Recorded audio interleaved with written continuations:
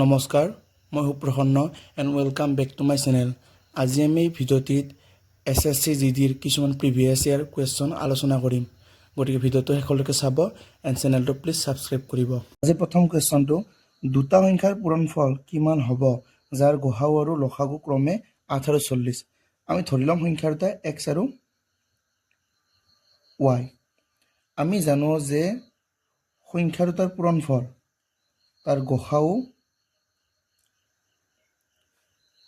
আৰু লসাগুৰ পূৰণফলৰ সমান। গতিকে x y পূৰণফল কিমান? গসাউ কিমান আছে আমাৰ 8, লসাগু কিমান আছে 40। গতিকে 8 ৰে 40 পূৰণ কৰিলে পাম আমি 320। গতিকে আমাৰ শুদ্ধ উত্তৰ হ'ব অপশ্যন চি 320। নেক্সট কুৱেশ্যনটো আছে, দুটা সংখ্যাৰ অনুপাত 3:5 আৰু সিহঁতৰ পূৰণফল 3375 হ'লে সংখ্যা দুটাৰ যোগফল কিমান? দিয়া আছে সংখ্যা দুটাৰ অনুপাত 3:5। গতিকে আমি ধৰি ল'ম সংখ্যা দুটা 3x আৰু 5x। দিয়া আছে সিহঁতৰ পূৰণফল 3375। গতিকে 3x পূৰণ 5x ইকুৱেল 3375। 3 5 গুণ 15। x square equal 3375। x square 15 ইফালে পূৰণ সমান চিহ্ন ইফালে আহিলে হ'ব হৰণ। 3375 হৰণ 15। ইয়াক আমি কটাকটি কৰিলে পাম আমি 225। এতেকে x স্কুৱেৰ ইকুৱেল কিমান? 225। 225 মানে আমি জানো কি 15। 15 দুটা পূৰণফল মানে কি 15 স্কুৱেৰৰ মান হৈছে 225। গতিকে x ৰ মান কিমান হ'ব? 15 হ'ব। আমাক প্ৰশ্ন সুধিছে কি সংখ্যা দুটাৰ যোগফল কিমান? সংখ্যা দুটা ধৰিছিলোঁ আমি 3x আৰু 5x। গতিকে সিহঁতৰ যোগফল হ'ব কিমান? 3x plus 5x equal 8x। x ৰ মান পালোঁ আমি কিমান? 15। গতিকে সংখ্যা দুটাৰ যোগফল কিমান হ'ব? 8 পূৰণ 15। 8 ৰে 15 পূৰণ কৰিলে পাম আমি 120। গতিকে আমাৰ অপশ্যন বিটো শুদ্ধ। নেক্সট কুৱেশ্যনটো আছে, 25টা সংখ্যাৰ গড় 150, নতুনকৈ এটা সংখ্যা যোগ কৰিলে নতুন গড় 160 হয়। নতুনকৈ যোগ কৰা সংখ্যাটো কিমান?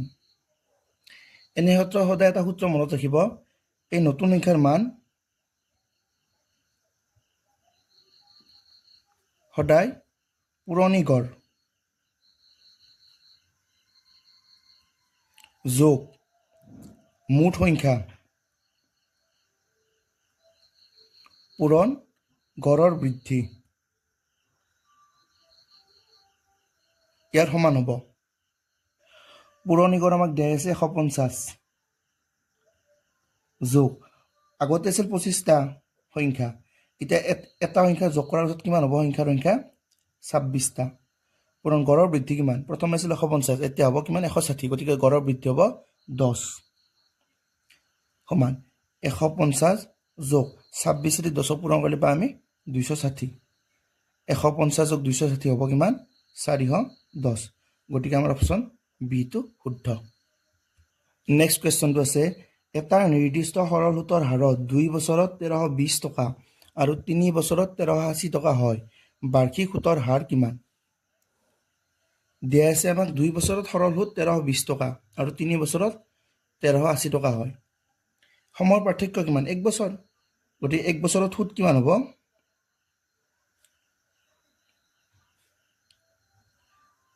3 বছৰত কিমান? 1380 টকা। তাৰ লগত বিয়োগ কৰিব লাগিব আমি 2 বছৰৰ সুতটো 1320।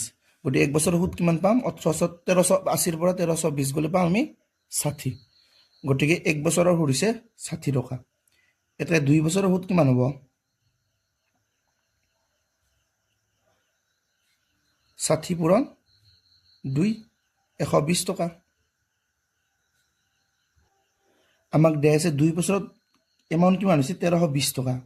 ইয়াৰে 120 টকা যে সুত, গতিকে আমাৰ মূলধন কিমান? মূলধনৰ মান 1320 বিয়োগ সুতখিনি বিয়োগ কৰি দিম 120 টকা। গতিকে মূলধন হ'ব 1320 পৰা 120 গ'লে থাকিব কিমান? 1200 টকা। আমি মূলধন কিমান পালোঁ? 1200 টকা। এতিয়া মন দিব মূলধন 1200 টকাত 1 বছৰত সুদ কিমান 60 টকা গতিকে সুতৰ হাৰ কিমান হ'ব 1200 টকাত সুদ হৈছে 60 টকা গতিকে সুতৰ হাৰ কৰিব লাগে আমি 100% পূৰণ দিব লাগিব 100ৰ দুটা শূন্য আৰু 1200 দুটা শূন্য কটা কৰি যাব 12ৰে 60 5 বাৰ যাব এতিয়া গতিকে সুতৰ হাৰ হ'ব কিমান আমাৰ 5% গতিকে অপশ্যন ডি টো শুদ্ধ নেক্সট কুৱেশ্যনটো আছে এ বি আৰু চিৰ মাজত 7400 টকা 9:12:16 অনুপাতত ভগোৱা হ'ল বিৰ অংশ কিমান আমাক দিয়া আছে এ বি আৰু চি তিনিজন মানুহ 7400 টকা কিমান 9:12:16 অনুপাতত ভগোৱাই লৈছে গতিকে ইহঁতৰ মুঠ অংশ কিমান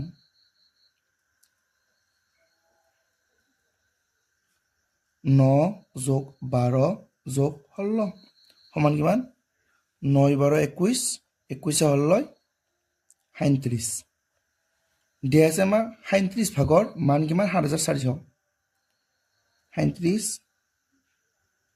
অংশৰ মান কিমান দিয়া আছে 7400 এতেকে এই অংশৰ মান কিমান হ'ব এই অংশৰ মান হ'ব 7400 হৰণ 37 37ৰে 74 যাব দুইবাৰ আৰু দুটা শূন্য থাকিব 200 গতিকে বিৰ অংশ কিমান হ'ব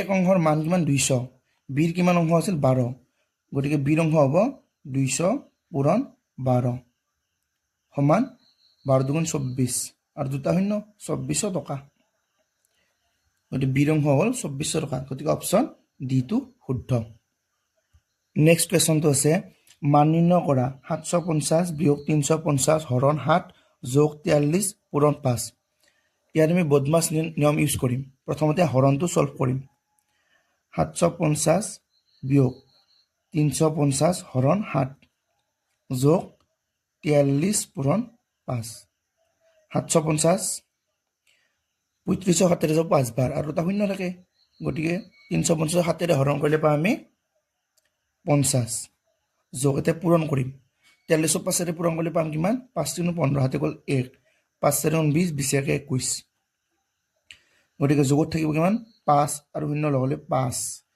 1 আৰু 5 6 2 আৰু 7 9 বিয়োগ 50 5 শূন্য গ'লে থাকিব 5 6 5 গ'লে থাকিব 1 আৰু 9 টো থাকিল গতিকে আমাৰ উত্তৰ হ'ব 915 গতিকে অপশ্যন ডি টো শুদ্ধ নেক্সট কুৱেশ্যনটো আছে যদি এটা বস্তুৰ কিনা দাম মানে কষ্ট প্ৰাইচ ইয়াৰ বিক্ৰী মূল্য অৰ্থাৎ এছ পিৰ 8/5 অংশ হয় তেন্তে লাভৰ শতাংশ কিমান দিয়া আছে আমাক কষ্ট প্ৰাইচ আৰু সেলিং প্ৰাইচৰ অনুপাতটো কিমান আছে 5/8 মানে কি এটা বস্তুৰ কিনা দাম 5 টকা হ'লে মানুহজনে বস্তুটো 8 টকাত বিক্ৰী কৰিছে গতিকে লাভ কিমান লাভ 3 টকা গতিকে লাভৰ শতাংশ কিমান হ'ব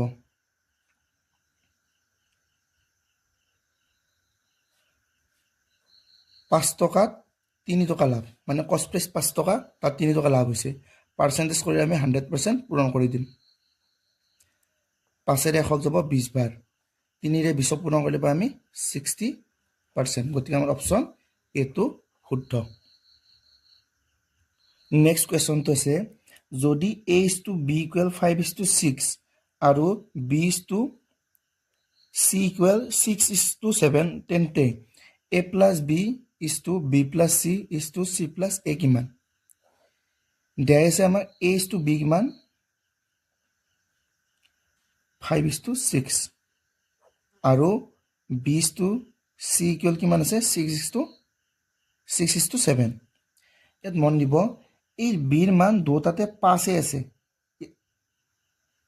বিৰ মান দুটাতে 6 আছে ইয়াতো বিৰ মান 6 আছে ইয়াতো বিৰ মান 6 আছে গতিকে a = b = c ৰ অনুপাত আমি ডাইৰেক্ট লিখিব পাৰোঁ 5:6:7 যেহেতু বিৰ মান দুটাতে 6 আছে গতিকে আমি ডাইৰেক্ট লিখিব পাৰিম a = b = c = কিমান 5:6:7 এটা a + b কিমান হ'ব এর মান কিমান 5, বিৰ মান কিমান 6 সমান কিমান 11, বি প্লাছ চিৰ মান কিমান হ'ব, বিৰ মান 6 চিৰ মান 7 6 হেতে 13 আৰু চি প্লাছ এৰ মান কি হ'ব, চিৰ মান কিমান 7 যোগ এৰ মান কিমান 5 7 পাছে 12, গতিকে A plus B is to B plus C is to C plus A কিমান হ'ব 11 ইজ টু 13 ইজ টু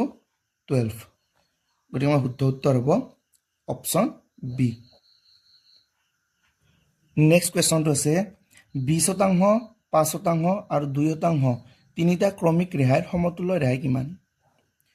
আমি জানো 20% মানে কিমান 1/5 অৰ্থাৎ 5 টকাৰ বস্তুটো আমি কিমান টকাত বিকিম 4 টকাত। নেক্সট হৈছে কি 5%, 5% মানে কিমান 1/20 অৰ্থাৎ 20 টকাৰ বস্তুটো আমি 19 টকাত বেচিম। থাৰ্ড কৈছে 2% মানে কি 1/50, ইয়াৰ অৰ্থ কিমান 50 টকাৰ বস্তুটো আমি কিমানত বেচিম 49 টকাত বেচিম। এতিয়া আমি এই দুটাক চিধাই দি পূৰণ কৰিম। এতিয়া মন দিব 4ৰে 20ক যাব 5 বাৰ, এতিয়া এই তিনিটাক পূৰণ কৰিম 5 5 গুণ 25 25 5 গুণ 125 আৰু এটা শূন্য আছে তাৰমানে কিমান হ'ব 1250 অনুপাত 19 আৰু 49 পূৰণ কৰিলে পাম আমি কিমান 931, গতিকে 1250 টকাৰ বস্তু এটা আমি কিমান টকাত বেচিম 931 টকাত। ইয়াৰ ৰেহাই কিমান হ'ব 1250 পৰা 931 গ'লে ৰেহাই হ'ব কিমান 319 টকা, গতিকে ৰেহাইৰ হাৰ কিমান হ'ব ৰেহাইৰ শতাংশ 1250 টকাত 319 টকা ৰেহাই, শতাংশৰ কাৰণে আমি 100% পূৰণ কৰি দিম। শূন্যৰে এটা শূন্য কটা কৰি যাব, 5ৰে 10ক 2 বাৰ, 5ৰে 125ক যাব 25 বাৰ, থাকিল কি আমাৰ 319ক 2 দি পূৰণ কৰিলে পাম আমি কিমান 639, তলত থাকিল 200 তলত থাকিল 25, 639ক 25 দি হৰণ কৰিলে পাম আমি কিমান 25.52, গতিকে আমাৰ শুদ্ধ উত্তৰ হ'ব অপশ্যন এ। নেক্সট কুৱেশ্যনটো আছে যদি 24 গৰাকী মহিলাই এটা কাম 16 দিনত সম্পূৰ্ণ কৰে তেন্তে 32 গৰাকী মহিলাই একেটা কাম কিমান দিনত শেষ কৰিব। আমি ধৰি ল'ম 32 গৰাকী মহিলাই সেই একেটা কাম x দিনত শেষ কৰিব, গতিকে আমি এতিয়া m1 পূৰণ d1 ইকুৱেল m2 পূৰণ d2 সূত্ৰ বহাই দিম। প্ৰথম পৰ্যায়ত কৈছে কি আমাক 24 গৰাকী মহিলাই 16 দিনত কামটো শেষ কৰে, m1ৰ মান কিমান 24 পূৰণ d1 ডে কিমান আছে 16 দিন। ছেকেণ্ড পৰ্যায়ত মহিলাৰ সংখ্যা কিমান হ'ব 32 আৰু দিন কিমান ধৰিছোঁ আমি x দিন, ইয়াৰ পৰা আমি 100 মান উলিয়াই ল'ম, 16ৰে 32 যাব 2 বাৰ, 16ৰে 32ক 2 বাৰ যাব, 2ৰে 24ক যাব 12 বাৰ, গতিকে থাকিল কি ইয়াত 12 থাকিল, এইফালে থাকিল কি x, গতিকে xৰ মান পালোঁ আমি কিমান 12, গতিকে মোৰ শুদ্ধ উত্তৰ হ'ব অপশ্যন বি 12 দিন। নেক্সট কুৱেশ্যন আছে এজন খেতিয়কৰ 10টা ভাটৌ আৰু 40টা ঘোঁৰা আছে, প্ৰতিটো প্ৰাণীৰ গড় ঠেং কিমান। আমাক দিয়া আছে ভাটৌ কেইটা 10টা, গতিকে এটা ভাটৌৰ ঠেং কেইখন 2খন, গতিকে 10টা ভাটৌৰ ঠেং কেইখন হ'ব 10 পূৰণ 2 সমান 20খন। নেক্সট কৈছে আমাৰ ঘোঁৰা, ঘোঁৰা আছে আমাৰ কিমানটা 40টা, এটা ঘোঁৰাৰ ঠেং হৈছে 4খন, গতিকে 40টা ঘোঁৰাৰ ঠেং হ'ব কিমান 40 পূৰণ 4 4 16 160খন, গতিকে প্ৰতিটো প্ৰাণীৰ গড় ঠেং কিমান হ'ব গড় সমান ঠেঙৰ যোগফল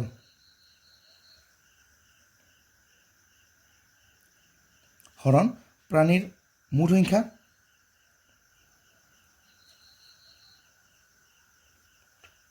সংখ্যা ঠেঙৰ যোগফল কিমান 160 যোগ 20 180 তলত প্ৰাণীৰ মূল সংখ্যা কিমান হ'ব 10টা আৰু 40টা লগ হ'লে হ'ব 50টা গতিকে 180 আমি 50 হৰণ কৰিম এটা শূন্যৰে ওপৰত এটা শূন্য কটা কৰি যাব 5 অৰ্থ কিমান বা যাব 5 3 গুণ 15 হাতৰ হ'ব 3 দশমিক এটা দিলে 30 5 6 গুণ 30 3.6 গতিকে আমাৰ অপশ্যন সি টো শুদ্ধ নেক্সট কোৱেশ্চন আছে তলৰ কোনটো সংখ্যা 4 ৰে বিভাজ্য option A 1734 option B 2342 option C 4348 option D 1570 আমি জানো যদি এটা সংখ্যা 4 ৰে বিভাজ্য হ'ব লাগে সংখ্যাকৰ লাষ্টৰ দুইটা সংখ্যা দুটা 4 বিভাজ্য হ'ব লাগিব ইয়াত আমি অপশ্যনত লক্ষ্য কৰিম 36 টো 4 ৰে হৰণ যায় নে নাযায় গতিকে এইটো 4 ৰে বিভাজ্য নহয় 42 ক যায় নে নাযায় গতিকে এইটো 4 ৰে বিভাজ্য নহয় 70 ক যায় নে নাযায় গতিকে এইটো 4 ৰে বিভাজ্য নহয় কিন্তু 48 ক 4 ৰে হৰণ যায় গতিকে এইটো 4 ৰে বিভাজ্য গতিকে অপশ্যন সি টো আমাৰ শুদ্ধ হ'ব নেক্সট কোৱেশ্চনটো আছে তিনিটা বেলেগ বেলেগ সংখ্যাৰ লসাগু 120 তেন্তে তলৰ কোনটো হিহঁতৰ গসাগু হ'ব নোৱাৰে আমি জানো যে কোনো সংখ্যাৰ গসাগু হল লসাগুৰ এটা উৎপাদক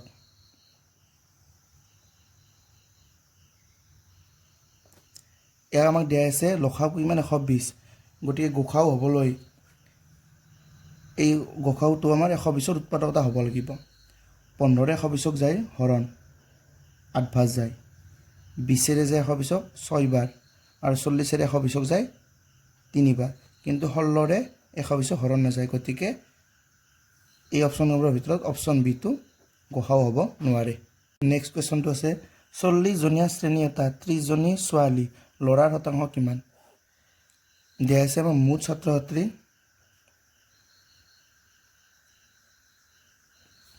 কিমান 40 জন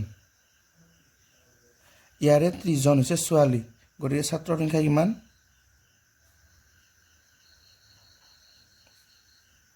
40 বিয়োগ 30 সমান 10 জন আমাক সুধিছে কিমান ল'ৰাৰ শতাংশ কিমান এতিয়া ল'ৰাৰ শতাংশ হ'ব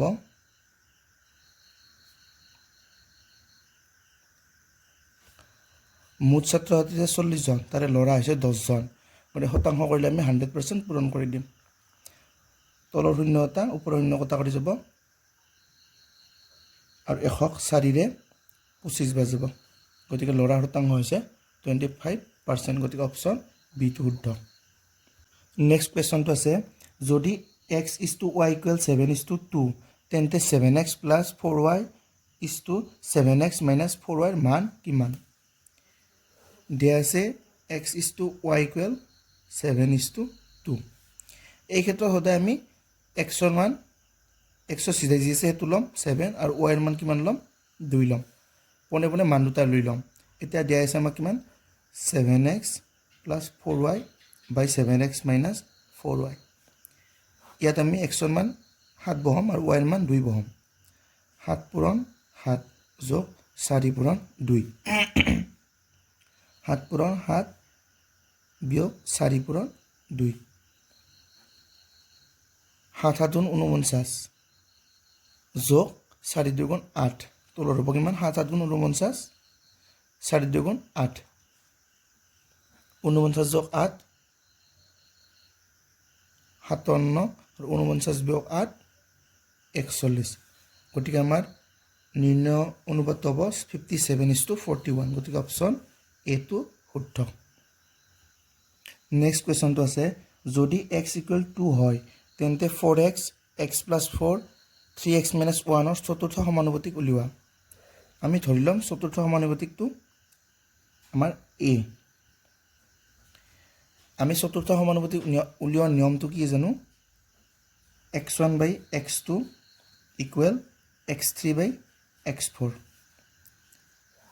এটা আমাক কৈছে কি x = 2 গতিকে প্ৰথম সংখ্যাটো কি হ'ব x1 কি হ'ব 4 পূৰণ 2 8 x2 কিমান হ'ব x প্লাছ 4 আছে, xৰ মান আছে আমাৰ কিমান 2 যোগ 4 সমান 6, x3 ৰ মান কিমান হ'ব 3x - 1 3 আৰু xৰ মান আছে 2 3 পূৰণ 2 বিয়োগ 1 3 2 6 6 1 গেলি 5 আৰু x পদটো আমি ধৰি ললো কিমান a, গতিকে ইয়াত বহুৱাই দিম সংখ্যা কেইটা x1 8 x2 6 x3 5 x4 a 2 ৰে 8 4 বাৰ 2 ৰে 6 3 বাৰ a টো ইয়াত তলৰ সমান্তৰাল ইফালে আহিলে ওপৰক আহিব 4 টো ওপৰৰ সমান্তৰাল ইফালে আহিলে তলত যাব 3 টো তলৰ সমান্তৰাল ইফালে আহিলে 5 ৰ লগত পূৰণ হ'ব 5 3 গুণ 15 গতিকে আমাৰ চতুৰ্থ সমানুপাতিক হ'ব 15/4 গতিকে অপচন বি টো শুদ্ধ। নেক্সট কোৱেশ্চন আছে যদি a + b = 25 আৰু a - b = 7 তেন্তে a আৰু b ৰ মধ্য সমানুপাতিক কিমান? দিয়া আছে আমাৰ প্ৰথম সমীকৰণটো a + b = 25, সেকেন্ড সমীকৰণটো আছে কিমান a - b = 7, আমি এই দুটা যোগ কৰি দিম 1 + 2 a 2a + b - 2 কটাকটি যাব ইফালে থাকিল 25 যোগ 7 কিমান হ'ব 32, ইয়াৰ পৰা a ৰ মান পাম আমি 32 হৰণ 2 সমান 16, এই a ৰ মানটো আমি সমীকৰণ 1ত বহাই দিম a ৰ মান 16 যোগ b = 25, b ৰ মান কি পাম 25 16 টো ইফালে আহিলে হ'ব বিয়োগ 16 25 ৰ 16 গেলি কিমান থাকিব আমাৰ 9, গতিকে a ৰ মান পালো আমি 16 b ৰ মান পালো আমি 9, গতিকে ইহঁতৰ মধ্য সমানুপাতিক হ'ব √ab, a ৰ মান পাইছো আমি কিমান 16 পূৰণ b ৰ মান 9, 16 মানে কিমান 4 স্কুৱেৰ পূৰণ 9 মানে কিমান 3 স্কুৱেৰ, √ৰ বাহিৰত আহিব কিমান 4 পূৰণ 3 সমান 12, গতিকে অপচন এ টো আমাৰ শুদ্ধ। নেক্সট কুৱেশ্যনটো এটা অৰ্ধগোলকৰ ব্যাসাৰ্ধ 3.5 সেন্টিমিটাৰ, ইয়াৰ আয়তন কিমান? আমি জানো অৰ্ধগোলকৰ আয়তন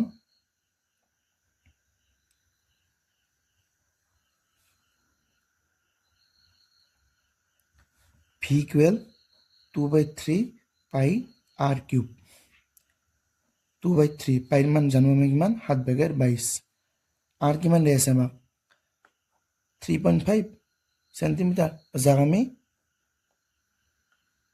3.5 সেন্টিমিটাৰ 7/2 সেন্টিমিটাৰ লিখিব পাৰোঁ, 7ক 2 ৰে হৰণ কৰিলে 3.5 পাম আমি, গতিকে আমি সহজ ভাষাত লিখি ল'ম 3.5 সেন্টিমিটাৰ আমি লিখি ল'ম 7/2, কিউব আছে কাৰণে 3টা দিম 7/2 সেন্টিমিটাৰ কিউব, 7 ৰে 7ক কটাকটি যাব 2 ৰে 2, এই 2টোৰে 22ক 11 বাজ যাব, থাকিল কি আমাৰ তলত থাকি 3 পূৰণ 2 3 2 গুণ 6, ওপৰত থাকিল 11 পূৰণ 7 7 গুণ 49 সেন্টিমিটাৰ কিউব, 11 আৰু 49ক পূৰণ কৰিলে পাম আমি 539,